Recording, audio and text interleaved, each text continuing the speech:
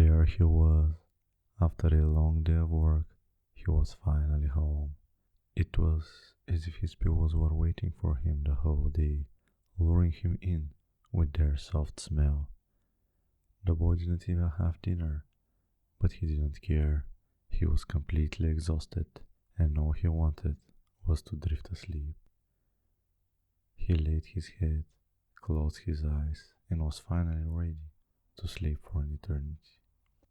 For some reason, as he was reiterating everything he had to do the next day and was starting to get glimpses of dreams, he noticed a weird, blurry image appearing in his mind. He didn't pay attention to it at first, but he noticed it was a face with a maniacal smile. The boy was intrigued and decided to concentrate on the blurry face just to make more sense of it. As it was flashing in front of his dreams, it was also starting to get clearer, and it took a shape. It was the face of Cruella De Vil, just as he remembered her from back when he was a kid, back when he had no worries and could enjoy a simple movie. There were many questions on his mind. Why is Cruella De Vil smiling at me, he thought. It made no sense. He hadn't seen 101 Dalmatians in 15 years. Why was a cartoon villain kidnapping his dreams? Why him? Why now? Why after such a heavy workday? Why couldn't he just fall asleep and rest for the days ahead? As more questions and emotion flooded his mind, he had a sudden but subtle feeling. A feeling he couldn't pinpoint. A feeling unknown to him. Nevertheless, he knew it was somehow connected with the face having a smoke in his head. The boy made no sense of the whole ordeal, and as he grew tired of it, the many questions surrounding it started to fade. He tried to think about something else, but the view simply wouldn't allow him. The sly woman was obviously the more dominant. And then it hit him. That subtle feeling he had was the feeling of superiority, the desire to be more than the people surrounding you. And in other news, It was never a pronounced feeling in his life, but now there it was. It was the only thing on his mind, and he started remembering moments where he enjoyed being the top performer in the room. He then suddenly snapped back from his dark thoughts and started looking at them with a rather skeptical eye. He knew that even if he had ever felt that awful desire for dominance in his life, it was never getting in his way.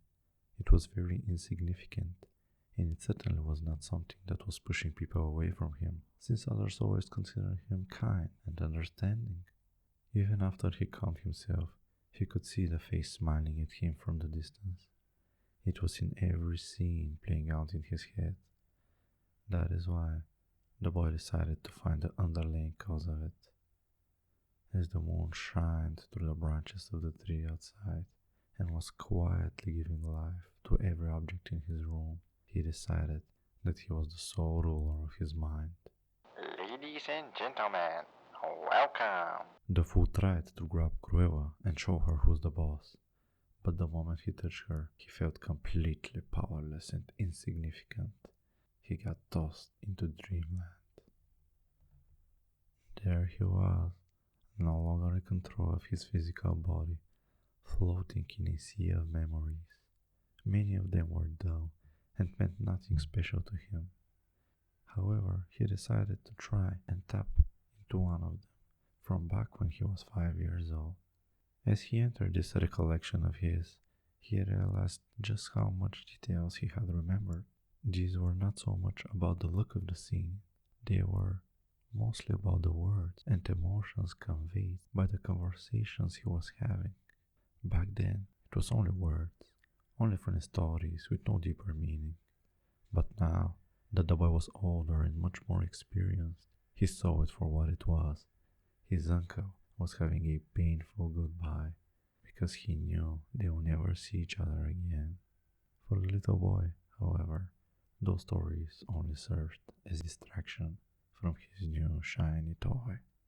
When the big boy escaped his childhood dream, He saw many different memories floating around him, and not all one caught his attention because of the new face in it. That of his newfound nemesis. He charged furiously at her, and by doing so, got trapped in another dream. There, he couldn't see a thing. There was no image, no light. It was all emotions. He could feel every nuance of his colorful soul stretching on and on for years. He could simply tap into a specific moment and relive it anew. Of all the minute timelines, there was only one of interest to him, the one with the laughing face. He chased it down without a second thought, but when he almost reached his goal, got tossed into a bin filled to the brim with suppressed confessions. He felt as if he was being interrogated by his own consciousness. So he confessed to his crimes.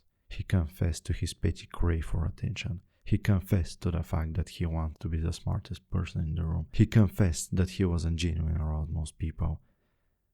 And everyone living in his soul stared at him with disgust in their eyes as he realized what kind of a monster he truly was. He was ashamed, and his dream took him back to high school. Did we buy eggs when we were out buying groceries today? The place where he could see clearly what his desires were. Ever since he was a child, he had this suppressed superiority complex. There simply wasn't a way for him to see it earlier. And behind all the angry faces, she stood tall, with a cigarette in her hand and a satisfied smile on her face. He could feel his physical body sweating, but he couldn't escape the classroom that has become his mind. He felt weak, but managed to pull himself together. This was his decision. He was the one who wanted to know why Cruella De Vil was the only thing on his mind. So he relaxed his body and followed his journey in high school. You see, before the art school he studied in, the boy was in one of the top primary schools in town, and with the studying habits he built there, he was getting very high grades compared to his classmates, and he liked it. In one of his first classes, the teacher gave the class a very simple test, a test that a normal high schooler will have no difficulties with. But it turned out, this was not a normal high school. You see, in this little town, the little school of arts was known for being easy on the kids. There, a lazy and unmotivated teen could get the lowest grade possible in order to pass, without even showing up for his classes. And for that little reason, the school was full with such little kids. Our boy, however, didn't know that, and by acing that little first test he got, he became one of a handful of top-performing students. At first, the boy didn't know why he saw this exact memory, but De Vil showed him the darker side of the coin. By being one of two people passing this test, he felt as if he was surrounded by lesser beings, and he felt great. Since he was a child that always stood his ground, he never was bullied or looked down on, and that only strengthened his lust for superiority. He loved it. For 5 years, he enjoyed being the smartest kid in class, and he knew he had to surround himself with even smarter people outside of school, just to keep the ball rolling. Cruella grinned at him as she started to appear in the back of every classroom, because you see, high school was her birthplace. The teachers were displeased with the kids who did not care about school and loved the quiet kid who always listened in class, which boosted his cockiness even more. For a moment, he felt as if he was the villain in some poor kid's life, because in high school, he suddenly showed everyone he thinks they're dumb imbeciles. Later in life, he would check their social medias and smirk as he observed their lack of motivation and vision. He would laugh at their dead-end jobs and no desire for a greater future. He would point out their poor choices. He would judge their poor tastes in music. He would call them dumb in front of his colleagues because they spend money on designer clothes and have kids they cannot afford. Pathetic. A little light of hope shined through the darkness of his soul, and his consciousness was transported to another memory by an unknown force.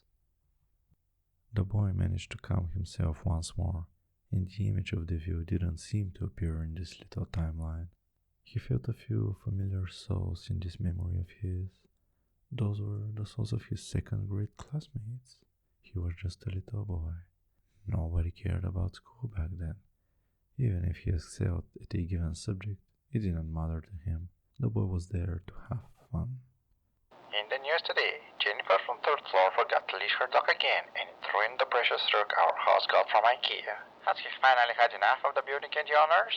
Tune in with our random thoughts tomorrow. He even saw his own projection, sitting around a table with friends in class and playing some card games. They hadn't a care in the world.